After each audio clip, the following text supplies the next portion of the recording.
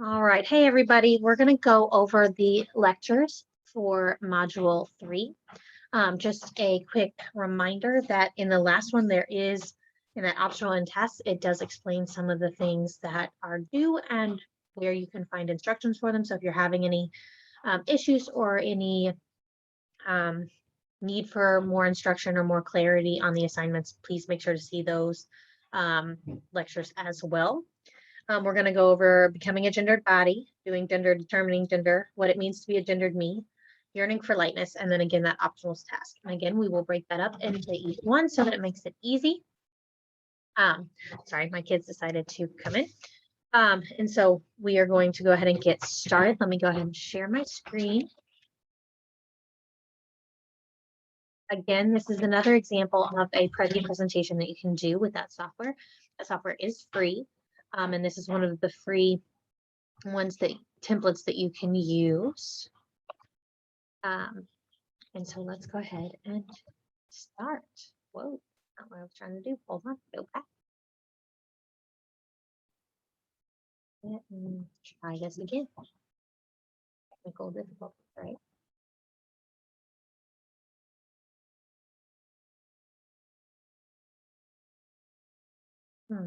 Maybe. There we go. All right, let's go back to the beginning. This instead. There we go. All right, so we're going to go over kind of what this actual research project was, because this was a project they did in preschools. I want to remind you that all the preschool teachers that they were looking at here were female, which is typical of this field. However, there are male preschool teachers. They're just not as frequent. And so in this particular study, they did not have any of those.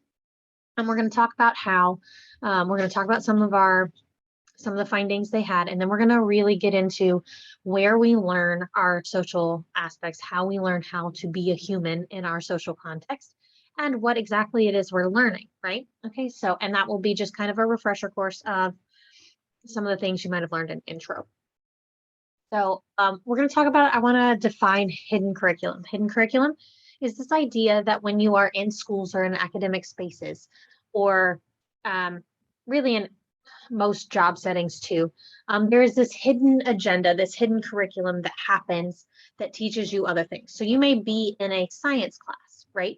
But who is called upon, what is called upon, what actions are allowed, how the teacher instructs you to behave is that hidden curriculum, right? What matters, who is called on, what shows, like how they show you how to be human, right? Along with the subject matter they are actually teaching you is that hidden curriculum, right? So just as an idea.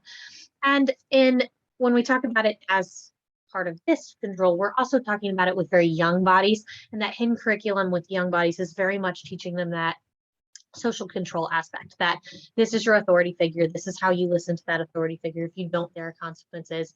We're teaching you, like anybody that's had kids in the group, because I know we have several parents, that hidden curriculum we have as parents is teaching them essentially that right from wrong. But then we send them to schools and they have all these rules that, don't talk while you're in line, that make sure that keep your hands to yourself, all those lovely fun things that young kids are taught how to go through the lunch line when you go into school. Those are kind of that hidden curriculum. And it's an attempt at social control in order to keep there from being just a bunch of kids running around a hallway or just a bunch of kids creating unsafe spaces. Some parts of those social controls are good. Other elements of those social controls, like limiting play to being gendered in a way that girls have to play with girls in specific ways, boys have to play with boys in specific ways, create social settings that create kind of this structured difference, right? That structured inequality. And we're going to go over some of the outcomes that had. And this study is good because it's a representation of really what happens in early childhood education, but we can talk about it as it happens all the way through academic process, even into the adult years in colleges, right? So there is a very distinct difference they saw in the younger kids and the older kids versus how they pushed back on those gendered roles, right?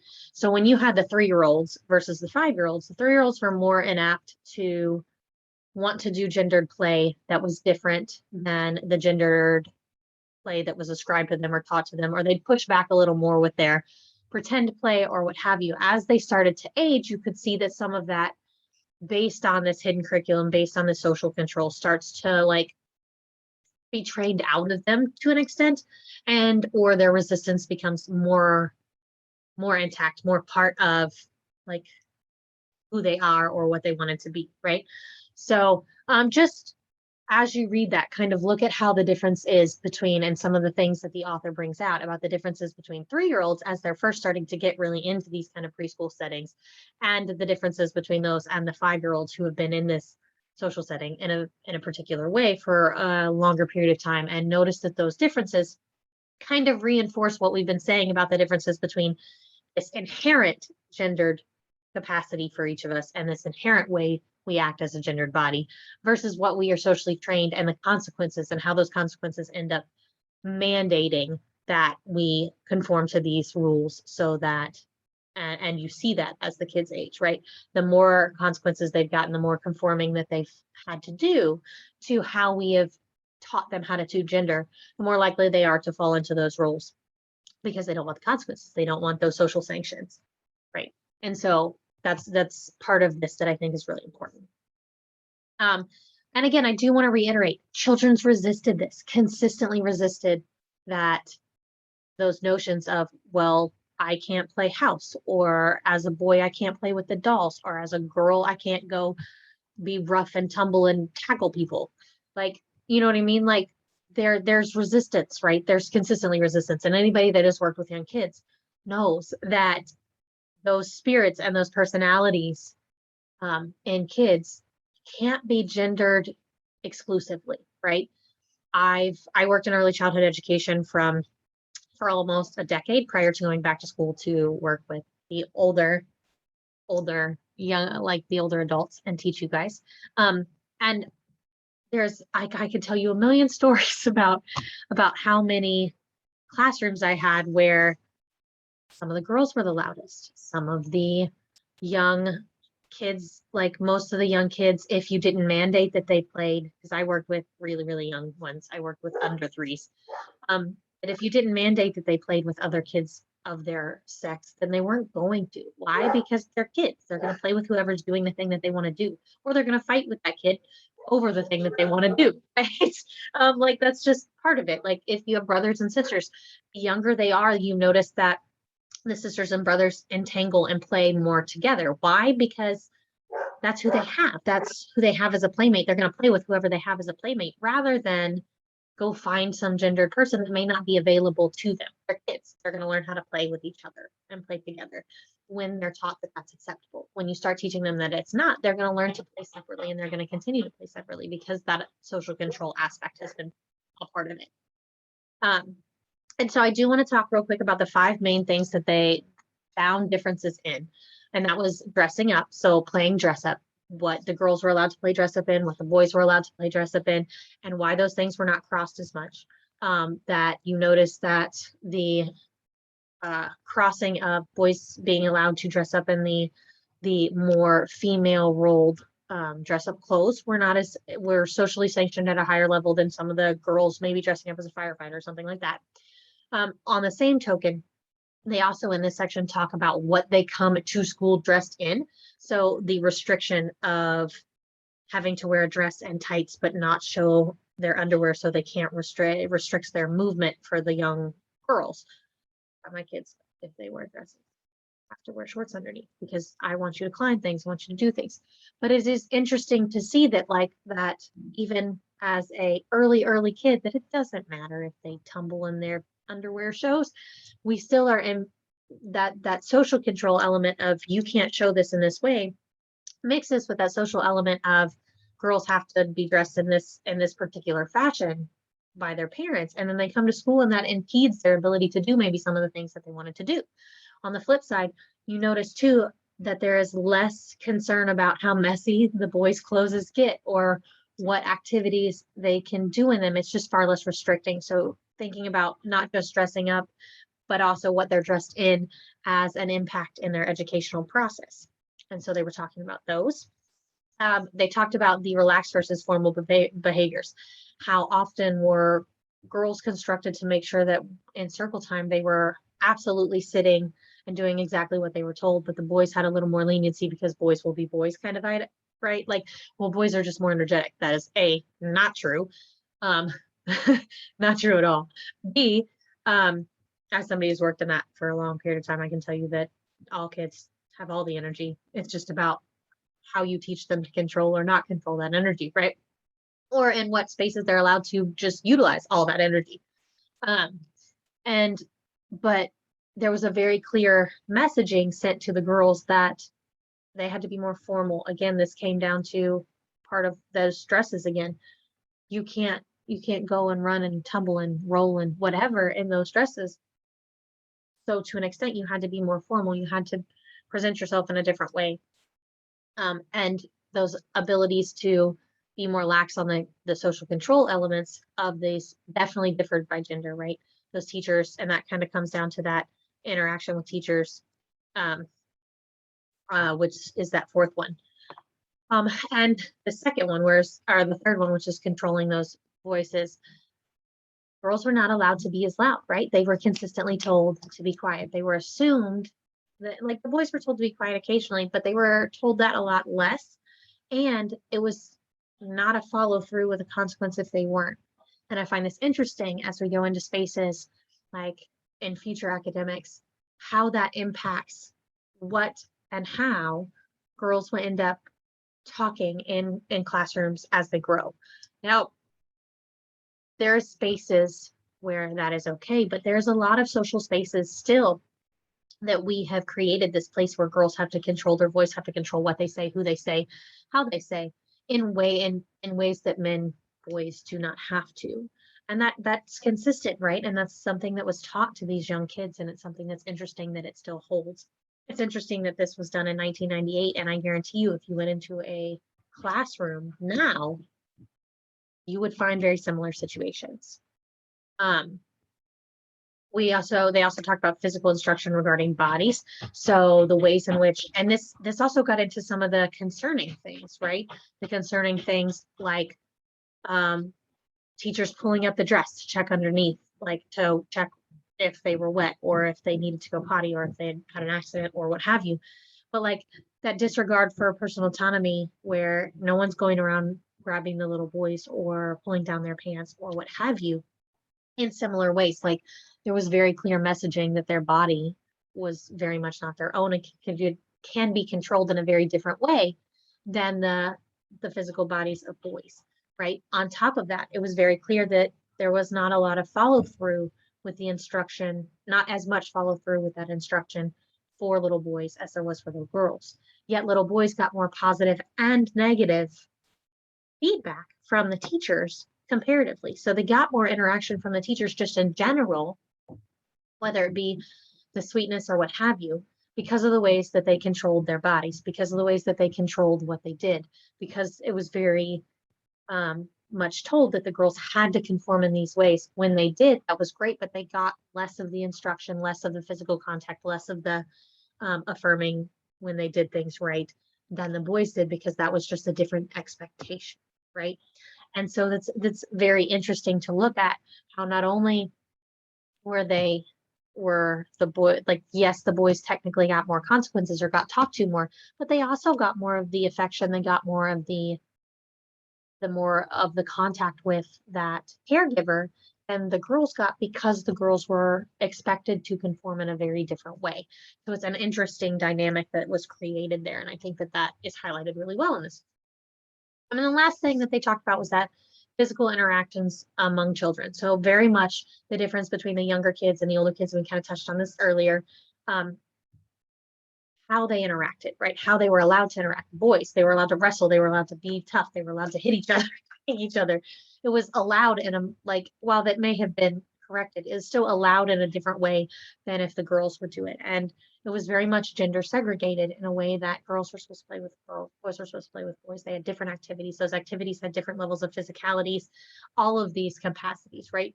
And when you look at this big picture, this social control became that little girls were very restricted in what they could do, how they could do it, and what they wore helped restrict that.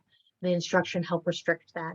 And their expectation was that those expectations were to be met at all times. On the contrary, boys were allowed more freedom. They were allowed to push boundaries. They were allowed to push back.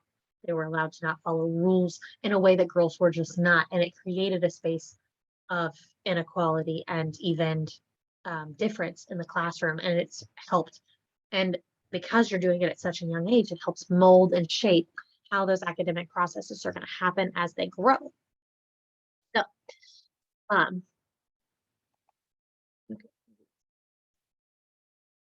so we'll go into, where do you learn things? Where do you learn how to be a human, how to be a gendered body, how to be something that is societally acceptable, right? And you do this from the earliest parts within your family, within that structure of who births you and who is training you on what is appropriate, right? And goes into your peers as you get a little older, start getting into some of those more social spaces, maybe the playground, what have you. You start learning things from other kids, good, bad, and otherwise. You go into religious institutions, depending on how young you are, how commonplace that is for you and your family. Religious institutions can have a very early impact, but they can be something that is not as big of an impact depending on, again, that context. But those, or even through the family, you learn the religious connotations for whatever social consequences there are, right? At home and otherwise. Schools and educations, as we saw in the preschool, it starts early. And then as you move into other formal education centers, you're going to learn how to do and be a human. You learn this through media. This, again, happens from a range of very, very early age to the older you get. And right, it's going to teach you what's right and wrong. And you have all those shows when they're early childhood. And you, depending on when you see some of the other stuff, you start to see how those heterosexual interactions are supposed to be. Even if you look at Disney movies, there's a really good, I don't think I have it in this section, but I might put it in there next year or with the next time I teach this. But there's really good articles about how much heterosexual romantic relationships are in G-rated films and what those look like and what those tell young bodies on how they're supposed to act as they grow or even at a younger age. So media, again, is going to tell you how to look, how to dress, like, okay, what's look like? Does it look like me? Does it act like me? How should I revert myself into them? Good, bad, and otherwise, right? And this is the same with all of them. Good, bad, otherwise, the inequalities, the ugly, the not so great tasks that might get you in trouble. And the social lessons are all in there. You learn them through cultural leaders and political leaders. You learn them by how those political and cultural leaders are stemmed into your parents or stemmed into you, depending on how old you are and how much you are engaging in those activities, or even just looking at it. If you look at media now, right, there's a constant in stream of what political leaders say, what things do, and they can impact you as a human and how you engage with a particular topic. Vaccines very much was politicized, right, in this country. And so depending on the cultural and political leader that came down through your social group and came down through you, will very much impact who you are and what you think is socially acceptable in those circumstances, right? And that's an example of how these social structures create social control and create this idea of what is normative, what is acceptable, what is not acceptable, right? You'll learn it through other institutions, say maybe like medical facilities, right? Doctors going to tell you what you need to do to create and be healthy versus what you're doing wrong, maybe, or they may tell you things that help you navigate a specific place, and that can include things like psychologists and psychiatric places in order to adapt to a specific thing. But there's other social institutions. You're going to have also your legal systems going to impact what you can do, right? It's going to tell you whether or not you have to stop at that stop sign when you start to learn how to drive. It's going to tell you what the impact and social sanctions are for those things, right? And so any kind of your social institution is going to create and form and map those social sanctions and social norms in order to create social control and have a cohesive society, good, bad, or otherwise. You've got social groups and sports teams, and anything like that's going to also teach you how to interact with other humans through those social sanctions, or how you want to interact with them, or whether or not you want to be part of that group or team or what have you. your professional work life, right? Your jobs, your things. They also teach you social interactions and they teach you how to engage depending on the role you play within those social interactions. If you are working in the restaurant industry, for instance, and you're a server versus a cook, those are very different social settings, and you're going to have very different expectations of you on customer service, on what your role is within that workplace, right? And you learn those through being in those places, right? And I'm sure you guys can think of others. There are others everywhere that you are act and interact with other humans. You are learning how to be a social human, right? But these are kind of primary examples that I thought were good to share and kind of get you to understand what it is we're looking for. As it is what you're learning, right? You're learning how you're supposed to act, who matters, especially in specific spaces. What happens if you don't break the rules or if you break the rules? Like what happens if you don't follow them? Are there social sanctions? What do those social sanctions look like? There could be everything from going to jail to, hey, this person doesn't like me anymore because I didn't treat them the way they wanted me to treat them. Or, hey, I'm not going to be part of this social group because I don't dress this way or because I don't want to be, right? You're going to learn how rules change. You're going to learn how different settings require different things of you, right? I am different as a mom than I am as a teacher, than I am maybe as a friend, right? Those things require different like those roles require different norms and different expectations, and these are ways in which you can learn them. Okay, so I hope that that helps you guys. We're going to get into the next lecture next. But I hope that that kind of helps you see how social sanctions and social norms are created and how they are utilized for and within our social settings. Again, as always, let me know if you have any questions and we'll go from there.